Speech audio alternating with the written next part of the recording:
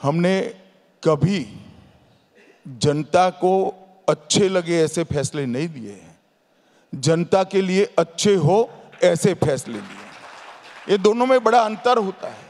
मैं आपको श्रृंखला के साथ बताता हूं। सबसे पहले वन रैंक वन पेंशन का फैसला हमने लिया, जो 40 साल से हमारे सेना के जवानों की मांग थी, कोई एडवाइस नहीं करता था। मोदी जी ने हिम्मत से फैसला लिया। उसके बाद हमने नोटबंदी का फैसला लिया। यूपी के चुनाव सर पर थे, 17 में चुनाव थे, 16 में हमने दिया। सभी लोग कहता था बहुत बड़ी गलती हो गई। उसके बाद यूपी में 325 सीट के साथ सबसे बड़ी सरकार अब तक की 2017 में बनाई। उसके बाद हमने जीएसटी लाया। सभी लोग कहते थे उल्टा पड़ जाएगा। आज एक देश एक कर की कल्पना हमने साकार कर ली है। पूरी दुनिया आश्चर्यचकित होकर देख रही है कि 130 करोड़ की आबादी वाले देश में जीएसटी जैसा कानून कैसे लॉन्च हो गया। जब हमने एनपीए पर कठोर कार्रवाई करनी चालू हुई, सब कहते थे कि इंडस्ट्री बिखर जाएगी, इकोनॉमी बिखर जाएगी। आज भारत की सार्वजनिक बैंकों की बैलेंस शीट, प्राइवेट बैंकों की बैलेंस शीट विश्व में सब बैंकों से सबसे अच्छी बैलेंस शीट भारत की बैंकों की बैलेंस शीट है। हमने जन धन लाया, आधार लाया और मोबाइल जैम ट्रिनिटी से हमने डिजिटल इंडिया को साकार किया। कोई इस देश में 10 साल के पहले कल्पना नहीं करता था कि सब्जी वाली ठेले पर आपको कहे कि साहब मोबाइल से पेमेंट करो, कैश नहीं लिया जाता है। ये परिवर्तन नरेंद्र भाई लाए। सर्जिकल स्ट्राइक और एयर स्ट्राइक, सारे लोग आकलन करते थे युद्ध हो जाएगा, ये हो जाएगा, वो हो जाएगा। मोदी जी ने फर्म निर्णय लिया कि जो होगा वो होगा, हम देखेंगे, लड़ेंगे, जीतेंगे। हमारी सीमा और हमारी सेना, ये दोनों के साथ छेड़खानी हम सहन नहीं करेंगे। घर में घुसकर सर्जिकल स्ट्राइक और एयर स्ट्राइक करने का निर्णय नरेंद्र मोदी ने लिया। 3 तलाक का कानून सालों से बात होती थी, नहीं इंप्लीमेंट होता था। नरेंद्र मोदी सरकार ने 3 तलाक लाया भी, बिल भी लाया और 3 तलाक को समाप्त कर कर लाखों लाखों मुस्लिम महिलाओं को अधिकार देने का बात किया।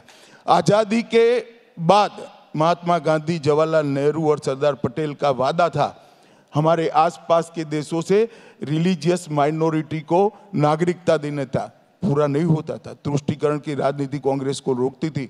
हमने सीएए का फैसला किया, हमने 370 और 35A को समाप्त कर दिया और आज कश्मीर भारत का अभिन्न अंग है।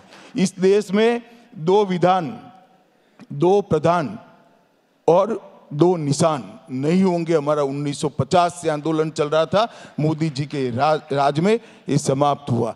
30 साल के बाद हम नई शिक्षा नीति लाए।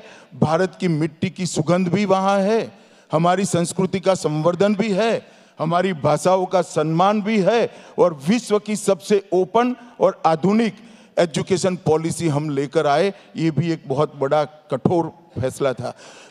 40 साल से देश में महिलाओं के आरक्षण की बात हो रही थी, मगर कोई दे नहीं पाता था। नारी शक्ति वंदन अधिनियम ने विधान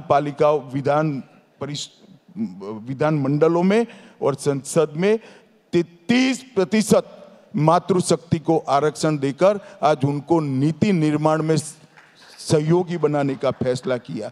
हमने भारतीय न्याय संहिता, भारतीय नागरिक सुरक्षा संहिता और भारतीय साक्ष्य संहिता, 160 साल पुराने अंग्रेजों के कानून निरस्त होकर भारतीय क्रिमिनल जस्टिस सिस्टम बनाने का हमने कठोर फैसला किया।